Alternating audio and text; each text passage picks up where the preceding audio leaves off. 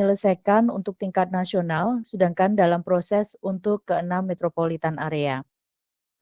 Dalam pelaksanaan untuk inventarisasi emisi ini, kami juga melakukan diskusi dengan pemangku kepentingan maupun wali data terkait seperti Bappenas yang melaksanakan kegiatan Sustainable Urban Mobility Program (SUMP), juga dengan Gaikindo untuk data kendaraan, BPS, maupun dengan KPPB untuk fuel economy. Kemudian untuk bulan Juli September, selain kegiatan inventarisasi emisi, kami juga melakukan survei perilaku perjalanan yang sudah berlanjut di fase 2, telah dimulai. Saat ini pengumpulan data sudah berlangsung dan kami berharap akan bisa diselesaikan di bulan Oktober. Kegiatan ini kami berkolaborasi dengan Universitas Sumatera Utara, Laboratorium Sosio. Tujuan dari kegiatan survei ini untuk memahami mobilitas masyarakat di Sumatera Utara dengan representasi dari kelompok GESI di Greater Medan atau Mebidang Row. Kemudian kegiatan yang ketiga yang baru saja kami selesaikan adalah dialog pemangku kepentingan di Mebidang Row yang terkait dengan inventarisasi emisi dan metode inovatif untuk melibatkan kelompok yang termarginalisasi melalui survei mobilitas spasial di Medan. Jadi kami juga melakukan survei mobilitas dan kuesioner spasial di mana pengumpulan dan analisa datanya menggunakan survei mobilitas spasial dengan aplikasi Maptioner yang dapat mengidentifikasi peningkatan apabila dilakukan mobilitas aktif dari masyarakat. Hasil dari survei dan analisa data tersebut kami sajikan dalam sebuah seminar fokus group discussion pada tanggal 19 September secara langsung kepada pemangku kepentingan di Mebidang Row. Selain itu, selain kelanjutan dari acara tanggal 19 September adalah acara pada tanggal 27 September yang terbuka untuk umum dengan pembicara dan pembuka dari Direktorat Angkutan Jalan Kementerian Perhubungan, Bapak Adimas, kemudian juga penanggap dari PPTB, Bapak Feriza Faris, dan juga dari Komisi Disabilitas Nasional, Ibu Mita. Nah, masukan dari webinar publik tersebut sedang kami susun untuk kemudian dapat menjadi feedback atau masukan bagi kegiatan urbanisme taktis kami pada sesi berikutnya. Demikian untuk capaian di bulan Juli dan September. Selanjutnya kami merencanakan di kegiatan Oktober-Desember ini secara singkat aja bahwa kami akan melakukan serangkaian webinar. Salah satunya adalah webinar inventarisasi emisi pembukaan yang akan dilakukan pada tanggal 17 Oktober nanti. Mohon bantuan dan perhatian Pak Heru, Bapak dan Ibu, Pak Sigit, Kementerian Perhubungan. Kami akan memberikan informasi untuk detailnya untuk pelaksanaan webinar ini. Kemudian juga akan ada webinar lanjutan terkait dengan BRT ITE di Mebidang pada bulan November dan Desember. Dan kemudian juga dilanjutkan dengan penentuan lokasi untuk tactical urbanism dan yang juga akan dilanjutkan dengan konsultasi pemerintah dan identifikasi komunitas terkait dengan uji coba tersebut. Terakhir, kami menginformasikan juga akan ada kolaborasi dengan UNEP tentang Active Mobility Training yang direncanakan akan dilakukan secara luring di bulan November. Sepertinya demikian, Mbak Maria, mungkin bisa dilanjutkan di slide berikutnya. Nah, ini adalah kegiatan yang kami rencanakan di bulan di Oktober hingga akhir tahun. Yang terkait adalah untuk bisa disebarkan pada rekan-rekan di kelompok kerja ini, di working group ini adalah mengenai webinar series. Demikian untuk selanjutnya, slide selanjutnya. Sudah kayaknya Mbak, itu aja. Oh sudah, oke. Terima kasih. Iya. Demikian Bu Maria. Terima kasih Bapak dan Ibu. Apabila ada pertanyaan, kami persilahkan.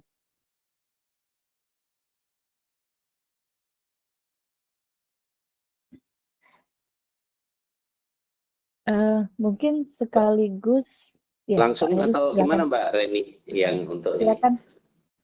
Silakan Pak. Oh iya iya. Saya ini tadi Bu Devina akan menyampaikan sudah melakukan inventarisasi dan sebagainya terkait dengan emisi GRK dan secara nasional sudah dapat gitu setelah selesai di tingkat nasional. Tadi di internal kami ngomong, hasilnya mana gitu. Baik Pak. Belum. Tak tanya satu-satu. Oh itu tadi katanya, oh udah di 17 September ada webinar. Tapi webinar kok yang ngomong bidang 2 oh ternyata yang aksesibilitas gitu ya. Nah, ternyata di Bu Vina menyampaikan tanggal 17 Oktober ya akan ada ya. Benar, Pak. The next-nya ya, sebenarnya itu yang kita pengen dapatkan gitu, tapi nggak apa-apa. Kita sabar menunggu 17 Oktober kalau gitu. Baik Pak, memang baru. Oh ya. Dia inventarisasinya itu kalau boleh di highlight gitu ya, kira-kira pakai mekanisme apa nih untuk yang sudah melakukan inventarisasi emisi ya, dari histori 2015 sampai 2022 ini. Hanya itu, Ibu, mohon maaf. Terima kasih banyak Pak Heru, dukungan dari Pak Bapak dan rekan-rekan di BPTB kami sangat harapkan. Jadi memang kami baru selesai untuk analisa. Kami inginnya memang sebelum tanggal 17 mungkin diskusi dulu dengan Bapak dan Ibu untuk menjelaskan sehingga pada tanggal 17 itu memang masih awal ya Pak ya. Judulnya sendiri Introduction dari Emission Inventory dari tim kami. Jadi kalau diperbolehkan ini keputusan untuk informasi untuk tanggal 17 Oktober ini memang baru kami dapatkan. Kami akan menjelaskan lebih lanjut kepada Bapak dan PPTB dalam rapat tersendiri. Apakah seperti demikian boleh Bu Maria? Sebelum acara tanggal 17. Sekaligus Saya untuk rasa meminta bisa, dukungan pembuka di acara tersebut. Nah.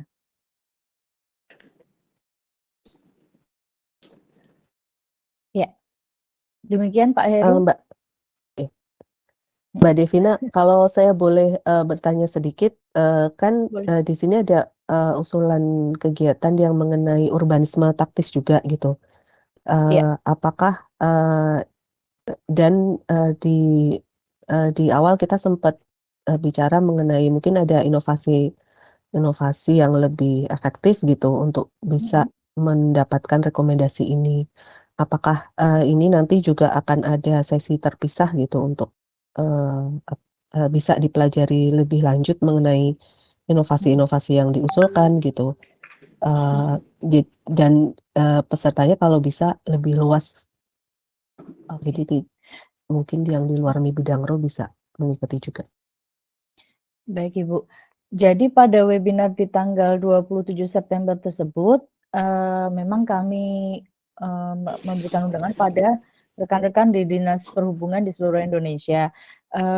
Banyak yang memang meminta untuk materi tersebut dan sudah kami upload di Google Drive dari tautan rapat working group ini. Mungkin bisa dilihat di situ Bapak dan Ibu.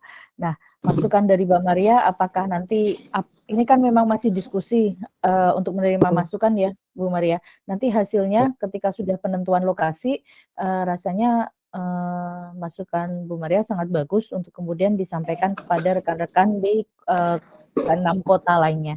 Terima kasih, nanti kami notes ya, Bu ya. Baik, terima kasih. Izin dari Disub Provinsi. Silakan Pak. Silakan Pak. Ini dari saya Edi Daniel Sembiring dari Disub Provinsi Sumatera Utara. Izin untuk ada beberapa pertanyaan yang ditujukan kepada Bu Devina terkait kegiatan dari IUKPEK.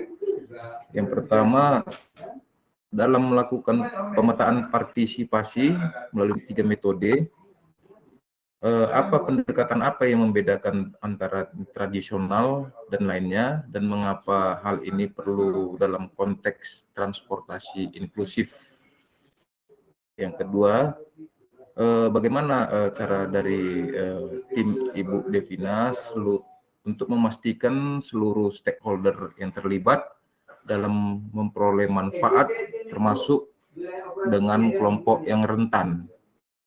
Yang ketiga, dalam konteks Medan, Binjai, Deli Serdang, dan Karo, metode apa yang sebaiknya dipakai dalam melakukan pemetaan partisipasi terkait biaya, waktu, dan kemudahannya.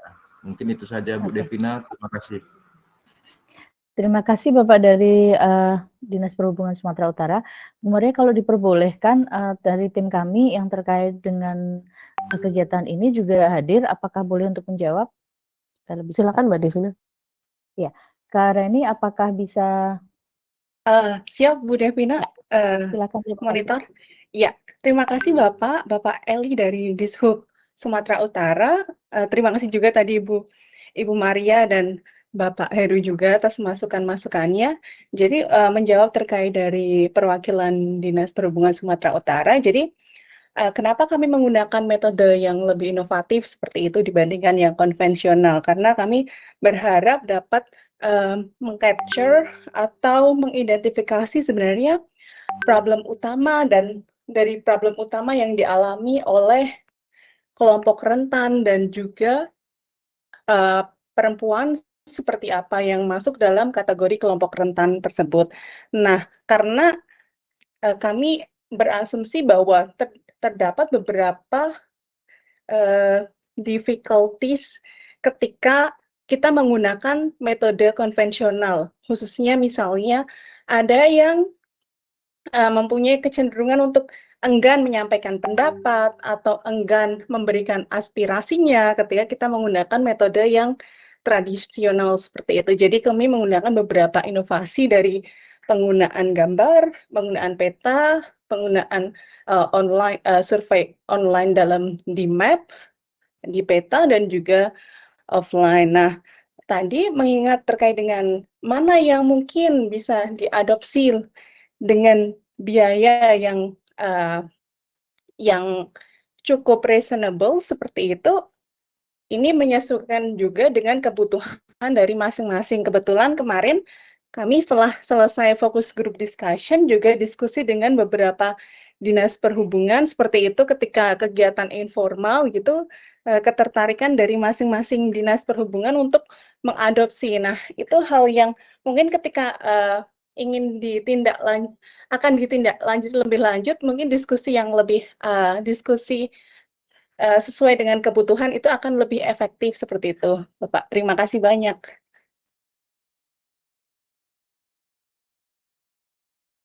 Terima kasih, Kak Reni. Bu Maria, apakah atau Pak Eli, apakah cukup dari jawaban kami? Untuk detailnya kami bisa menghubungi Bapak lagi nanti, misalnya. Baik, terima kasih Bu, untuk sementara cukup. Terima kasih Bu. Oke. Dikembalikan Bu. Nanti kami jadikan notice juga ya Pak ya, untuk biaya dan efektivitas dari metode partisipatif tersebut. Demikian Bu Maria, diskusi dari, mungkin ada pertanyaan lain. Mbak Maria, ada anggota kami yang dari disabilities yang pelayanan, bidang pelayanan yang akan menjadi masukan. Silakan. Mas Yoga boleh, Mas Ferry boleh, silakan. Silakan Pak. Iya, terus lanjut. Selamat siang Bu Devina, saya Ferry dari BPTP. Izin sedikit menyampaikan pertanyaan ya, jadi terkait praktikal urbanisme, terutama di bidang aksesibilitas untuk kelompok rentan. Ini konsepnya kan kita melihat praktikal urbanisme bagaimana kegiatan kecil dengan biaya rendah dengan implementasi dalam waktu singkat. Dalam hal ini, apakah sudah ada gambaran atau mungkin bisa menjadi sedikit percontohan di Kota Semarang yang juga ada di British Embassy melakukan penambahan wave vending dan tiket crossing di kawasan Kota Lama Semarang. Apakah kondisi atau rencana dari di Medan juga yang di Semarang aja ya? Dengan perbaikan wave vending dan Semarang aja. Mungkin itu sedikit sudah diperbaiki belum? Mungkin ada tambahan dari Pak. Atau tambahan Yo, silakan Yo. Terima kasih Mungkin dari pengalaman kami waktu di Semarang, apa namanya, masih Habis baterainya. berkendala sama bola Jangan ditaruh sini. di sambung dalam rantai, Biar dan ganti. belum ada pelikan crossing seperti sih yang terasa kemarin, sama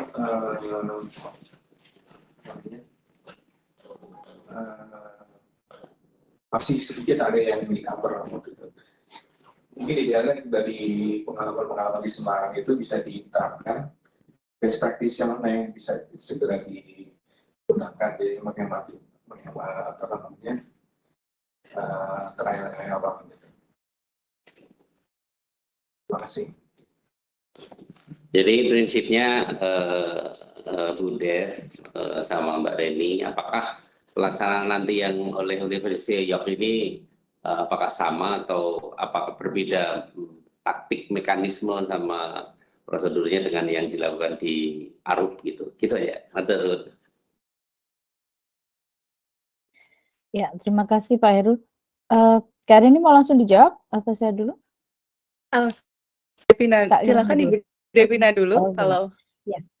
Ya, baik Pak. Sejauh ini memang kami masih dalam meminta masukan dan feedback dari komunitas di Mebidangro ya Pak ya. Dan memang masukan dari contoh mungkin di Semarang akan sangat berguna. Jauh ini juga kami sudah melihat juga masukan dari mungkin ITDP yang juga melakukan kegiatan di Kota Medan. Kemudian tadi masukan dari Pak Ferry mengenai apakah nanti contohnya wayfinding atau 3D crossing akan dilakukan, itu salah satu yang juga menjadi pertimbangan kami. Selain juga ada yang spesifik atau unik bagi daerah Mebidangro sendiri juga kami pertimbangkan. Mungkin contohnya seperti teduhan untuk pejalan kaki. Nah, itu sedang kami pertimbangkan, Pak. Dan kami akan senang sekali apabila ada waktu lagi diskusi dengan PPTB misalnya apabila sesudah masukan dari komunitas di bidang itu sudah kami kesimpulkan untuk mendapat masukan dari PPTB. Kira-kira gitu, Pak Heru. Kak Reni, apakah ada tambahan? Iya Kak Dev, terima kasih banyak pertanyaannya dari tim PPTB. Jadi untuk taktikal urbanismenya ada beberapa persamaan dan ada beberapa kami bilang inovasi dari yang kami adopt dari kegiatan pengalaman kami ketika melakukan taktikal urbanisme di Afrika seperti itu. Karena kondisinya di sana lumayan challenging. Nah, salah satunya penggunaan ketika zebra cross misalnya itu kami mengadopsi 3D zebra cross yang mungkin tidak hanya safer tapi juga lebih engaging seperti itu. Nah, hal lain yaitu misalnya penataan yang ada di beberapa penataan terkait dengan misalnya penataan kembali terkait dengan atau revitalisasi di terminal. Tapi kami sedang juga melakukan beberapa pertimbangan juga.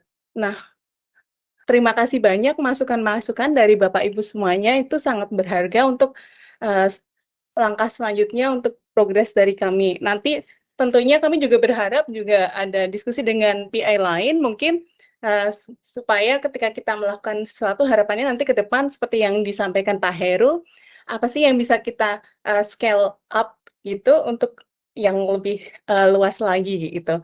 Guidance seperti apa yang lebih tepat dan bagaimana mengadopsi dan beberapa kendala ataukah peluangnya juga. Terima kasih banyak Bapak Ibu semuanya. Terima kasih, Mbak Reni. Terima kasih Baik, Pak Ferry. terima kasih.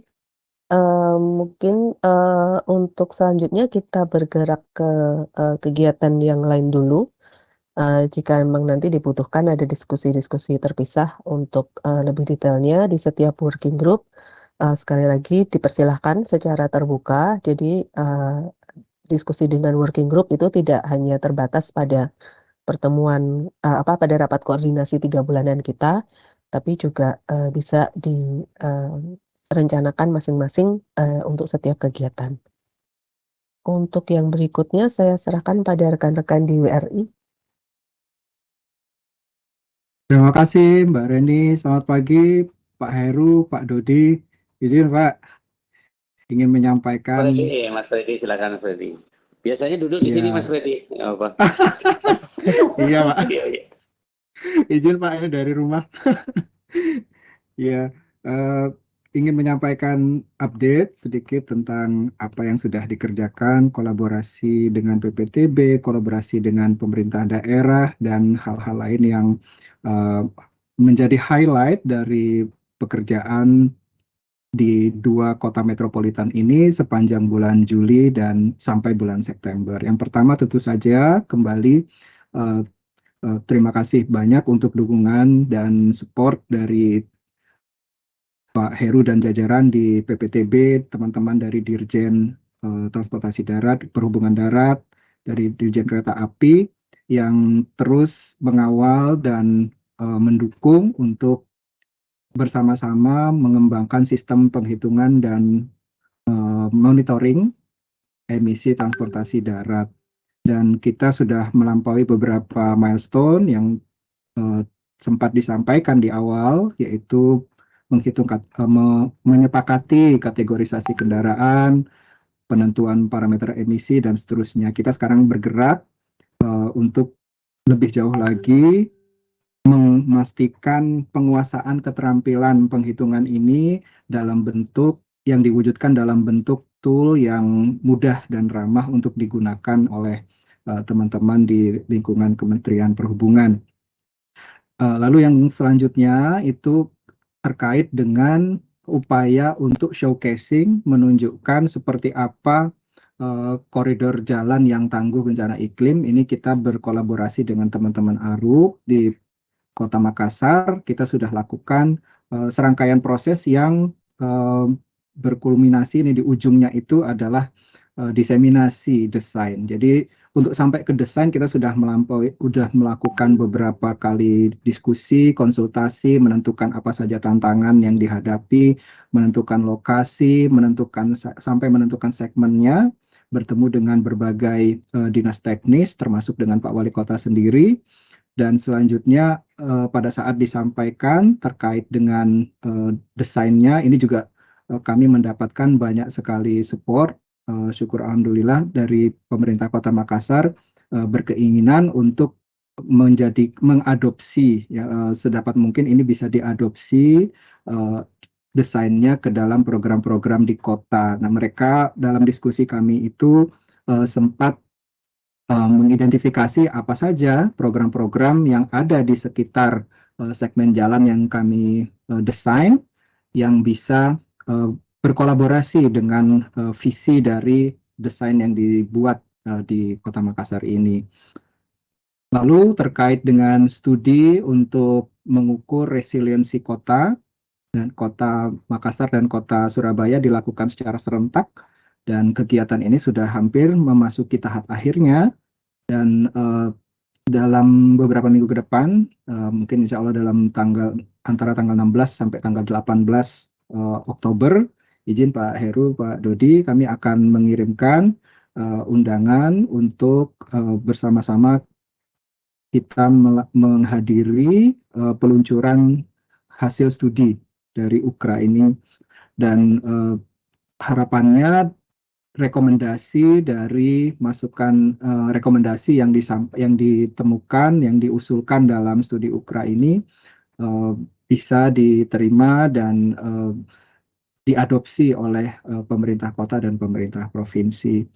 Nah, untuk kegiatan di bulan Oktober sampai bulan Desember ada beberapa hal yang kami identifikasi dan meminta dukungan dari Bapak Ibu sekalian, yaitu penyelenggaraan seminar aksi mitigasi. Pak Heru, Pak Dodi, ini merupakan rangkaian dari kegiatan peningkatan kapasitas terkait dengan emisi transportasi darat, di mana fokusnya kali ini kita bergerak sedikit lebih ke atas ya, ke level policy. Jadi aksi mitigasi di KM 2003 yang kita jadikan landasan dalam penghitungan emisi transportasi darat itu kita breakdown ya ke dalam aksi mitigasi yang prioritas, dan yaitu yang dipilih untuk kegiatan ini highlight-nya ada 2, yaitu kendaraan listrik dan shifting ke BRT. Lalu terkait dengan user test ini juga kita sudah lakukan skala-skala mikronya ya dengan teman-teman di ruangan rapat Pak Heru, dan ini kita akan coba expand sedikit lebih besar supaya yang diharapkan adalah keterampilan tidak hanya menggunakan tapi juga sampai lebih dalam lagi bagaimana mengubah, bagaimana menyesuaikan dengan kondisi terkini, dengan kebijakan yang terakhir, mengganti asumsi, dan seterusnya. Demikian Pak Heru, Pak Dodi, untuk update-nya. Mungkin kalau boleh sedikit sampaikan terkait dengan timeline-nya, mungkin di slide sebelum ini atau slide setelah ini ya. Oke, nah ini yaitu yang bisa disampaikan itu untuk studi UKRA tadi, itu di bulan Oktober ini selesai, dan ini dijadwalkan kira-kira di pertengahan bulan Oktober di 2 kota secara serentak ya, jadi mungkin hanya berbeda hari saja di Kota Makassar dan di Kota Surabaya. Lalu untuk rancangan konsep untuk koridor yang aman, inklusif, dan berdaya tahan, ini kita sudah sampaikan diseminasinya, dan tindak lanjutnya Pak Dodi, Pak Heru dapat disampaikan bahwa